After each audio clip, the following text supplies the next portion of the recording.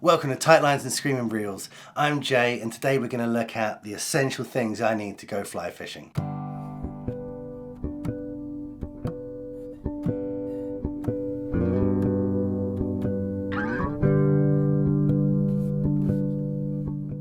So reason for this video, I just drove an hour and a half down to a new Stillwater. I've done a week of worth of research of what flies to use and what gear to bring. Spent last night charging drones and GoPros and Osmos and a bunch of different camera stuff. I've got flies with me, everything. Drove an hour and a half down there, opened the boot, no rods. So the first thing on this list that's absolutely essential is take rods with you when you go fly fishing. Needless to say, I wasn't happy, but I jumped in the car, drove for an hour and a half back, and here we are. So, bar rods, I did have everything with me, so I thought today we'd go through what's in my pack and the essential things you need to take with you fly fishing. I'm going to split this video up into two parts essentially, the front and the back, which really is fishing camera.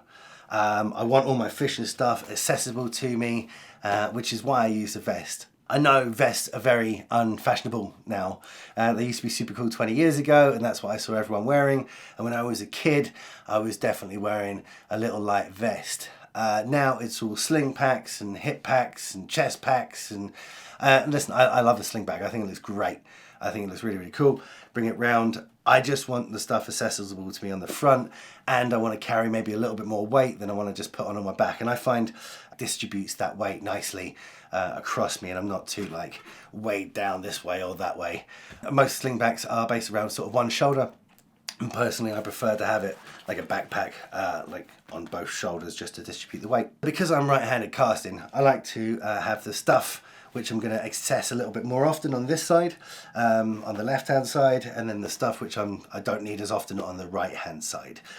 Also, this vest has a rod holder which goes across this way, so I can actually put my rod up while it's still built, and then it makes it easier for me to get into here. It's just the way I prefer it. Everyone sets up differently, so find the ways that work best for you. So first pocket, I have the box I'm kind of using, the current box I'm using, my working box, if you will. I was set up today to do some dry fly fishing, so that's it. And this is a really small box. People take tons and tons of flies with them, and I think one of the things we all like with fly fishing is to buy flies are a real beautiful thing, and gear and stuff, and buy more stuff. But you're only fishing one place, so in my mind you can only take so many varieties of dry flies, or you know, an opposite of some nymphs or some lures or streamers. You can only take so many, so think about where you're going fishing and don't carry them all with you. And that's a decision I've really had to make since I've started taking camera gear with me as well. So first and foremost is a fly box there. One of the things I love about this pack is it's also got this helpful little drying patch on it as well, so I don't have to put the flies straight back in there.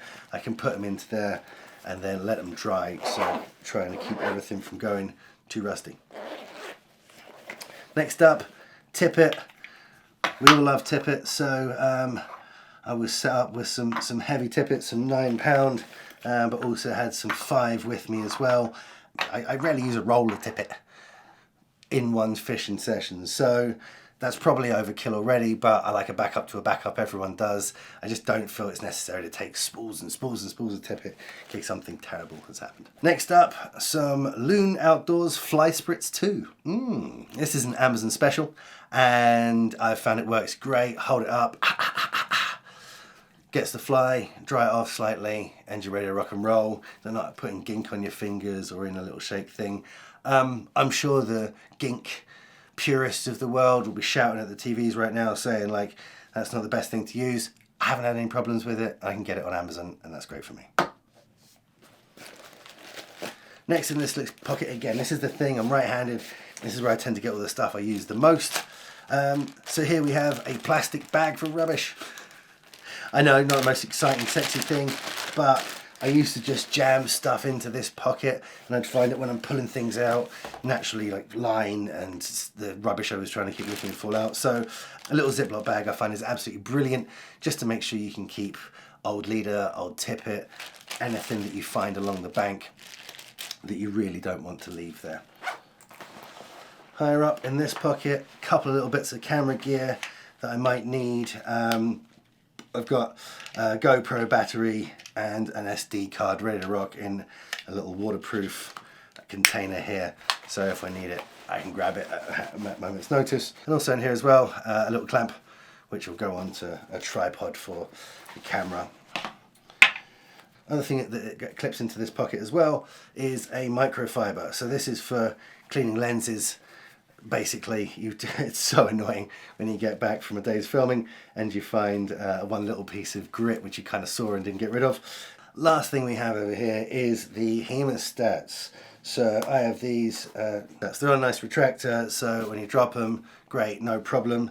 And super useful. I use them all the time for pinching barbs on hooks or removing hooks from fish if it's catch and release or not. And anything that you need like something stronger than fingers for, these are great. And I actually have a backup for them in the back of my pack. Okay, so moving on to this right hand side. As I said before, this is the side which I won't use as much. So if this is my primary fishing, if this is my working fishing side, this is my backup. So first and foremost, what I have is a different set of flies. I was set up to go dry fly fishing, however, just in case that wasn't working, if I saw nothing moving on the top, then I want to have another option. So in here I have a bunch of pretty little nymphs, some gold heads, some other imitations, but essentially to fish below the water as opposed to on top of it, if that's what, if that's what it looks like. Read the water, see what's happening. In this pocket, again, I was going to a new place that I haven't fished before and I wasn't really sure what would work. So I usually would only take out, say, 2 boxes, right? 2 boxes of flies, and I find that even then I'll use like 4 or 5 flies throughout the whole day. But because I was going to a place where I didn't really know what to expect, what the fish were going to take on and what was going to happen, I also brought a secondary box of streamers or lures or whatever you want to call them, big fluffy things, that's what they're called in my house, just in case neither the dries or the nymphs were working. Next in this pocket I have a leader wallet, just to make sure if anything happens. Again, if I see nothing's moving on the top, I want to go down further in the water, I want to be able to put on a fast sinking leader or not. This is about having options, and for me it's very lightweight to have 5, 6 different leaders ready to rock. Should I see something. I've also got some replacements as well for whatever I'm using. Currently I'm using like a clear floating line, but if that's the case I can change it if something gets broken or whatever. A priest. So I prefer to fish catch and release, I think everyone does. However, it's not always possible down where I live. So if I'm going to a stocked still water and you have to dispatch of them, I want to do it nice and quickly. I don't want to be searching around for a rock or something. Reach into here, get it out, deal with the fish as quick as possible so it's not in any kind of distress. Okay, so finally in this pocket, I usually have a cigar holder with a cigar for those moments when I stop fishing and want to just sit by the water while I let it rest before I have another fish of a pool or of a beat, etc. And then the last thing on the front is nippers.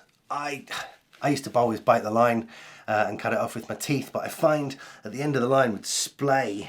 Maybe my teeth aren't sharp enough or they're dull from eating too many Skittles. And then I'd find it hard to get through the eye of the hook. So with nippers, it's easy, clip, straight nice line on it, goes through the hole, can't say fairer than that. It's also got a small pokey device, I believe is the technical term, which you can use to get out a bit of glue or anything covering the eye hole and make life a little bit easier.